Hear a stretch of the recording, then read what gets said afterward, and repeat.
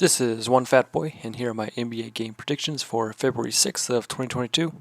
Tonight there's 8 games, and we will be going over the spreads and over-unders for all the games.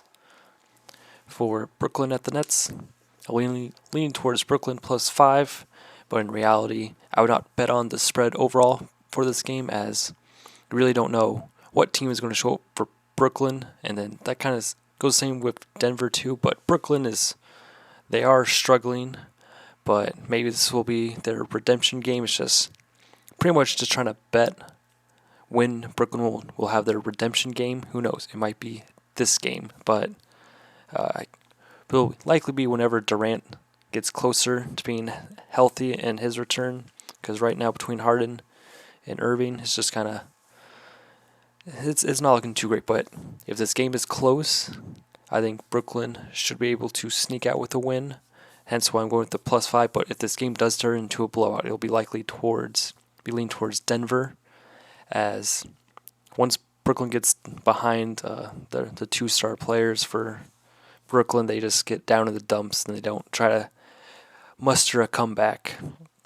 We'll be going over 220.5, as Denver can put up a lot of points, and especially if they get out to that early lead, they'll be able to dumpster a lot of points on the Brooklyn, and then a lot of scoring talent on Brooklyn. So hard to bet on a under for a Nets game, especially with like a defense like the Nuggets. For the Sixers at the Bulls, I'll be going with Philadelphia -2, but this is once again another game I would not be betting the spread on, as you don't know which team's going to show up for these, as both they've been playing all their games decently close, but both have lost games that they should have won, and won games that they weren't somewhat expected, but they still have the ability to win games. And these two, as right now Chicago's weakness is the perimeter defense, but the 76er offense does not pertain towards that. It's more just run it through Embiid and see what he can do. And in turn, the Sixers, how they'll be able to deal with DeRozan. They have Harris, so I think that should help Philadelphia at least have a better chance for a win. Hence, I'll be leaning towards Philadelphia. And then I expect a more defensive game overall.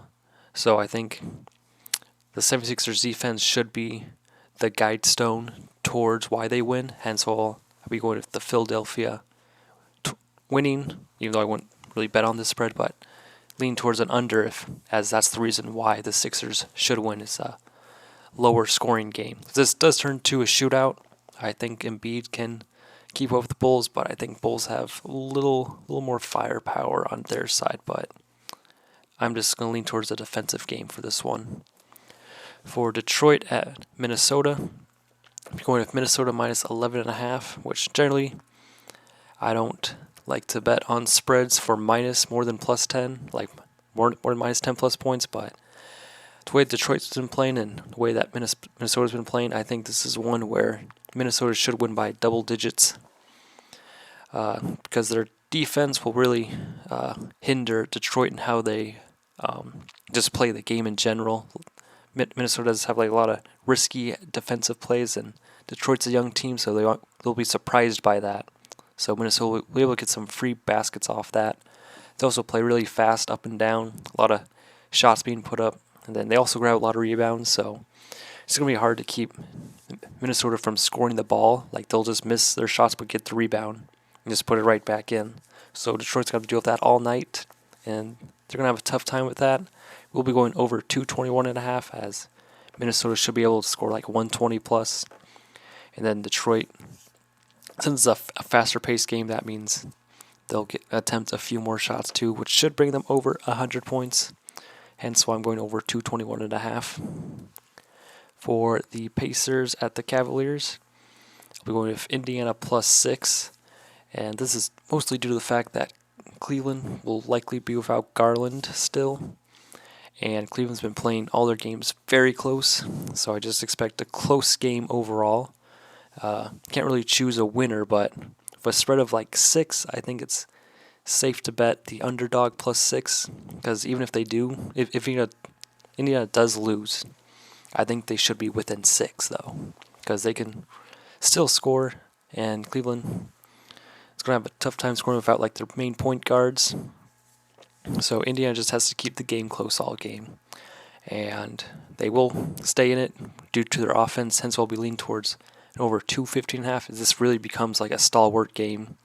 I think Cleveland can like win it in the half court as they can clamp down on defense and run some plays to get some easier baskets, as they do have Rondo, who's able to run offense very efficiently, and that'll likely lead towards a Cavaliers win if you're leaning towards an under, but I think Indiana will keep it close due to their offense. For Boston at the Magic, lean towards Boston minus 8.5. Boston has found a groove recently and somewhat the Magic, but I think Boston's just a better team overall. You can just pass to Brown or Tatum and they can get a basket for you. And it's just hard to defend those two.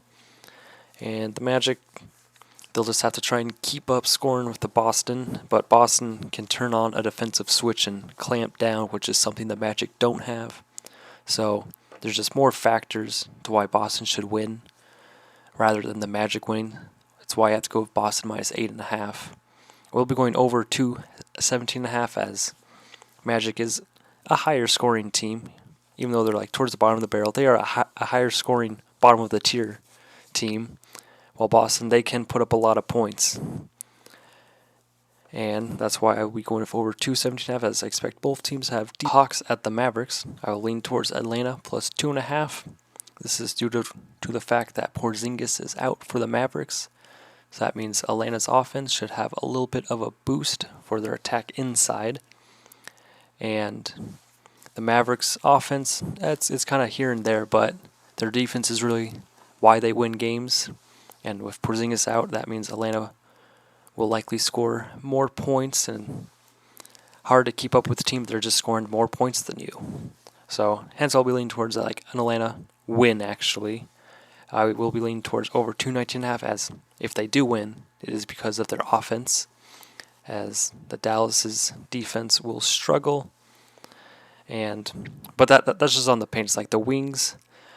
It's just gotta slow down Trae Young if you're the Mavericks. But the way he's been playing